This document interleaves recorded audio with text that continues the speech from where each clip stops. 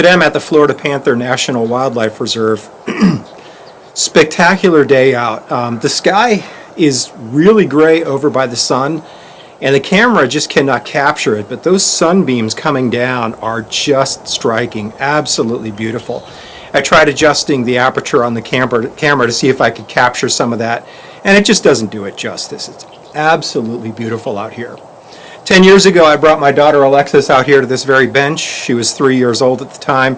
Pulled a can of Campbell's chicken noodle soup out of my backpack and a stove, and we had some hot chicken noodle soup out here on the bench. It was a cold January or February afternoon. One of her best memories. She still remembers that.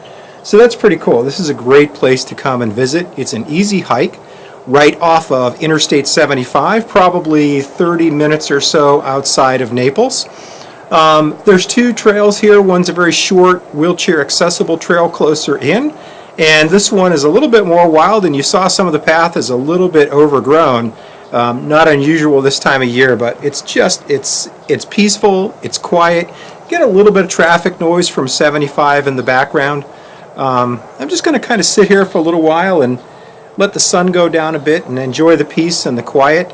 Maybe see some deer or who knows what else. There's certainly a lot of birds in the background.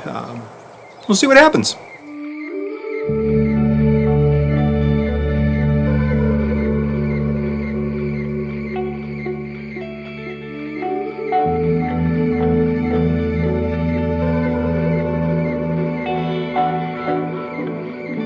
It's funny how it all played out. Broken dreams seldom get realized.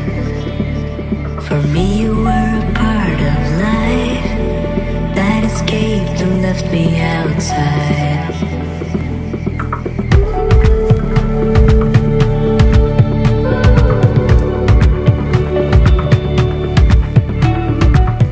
So this is one of the features that make this area really interesting to hike in. You get these flat limestone deposits here. The topsoil here is really thin. At one time this was at the bottom of a shallow sea. And so we've got lots of limestone in southwest Florida. In fact, right here where I'm putting my finger, I can see the fossil of a shell embedded in there. Also with these, they get pitted from just slightly acidic rain that falls on them, and it dissolves the limestone.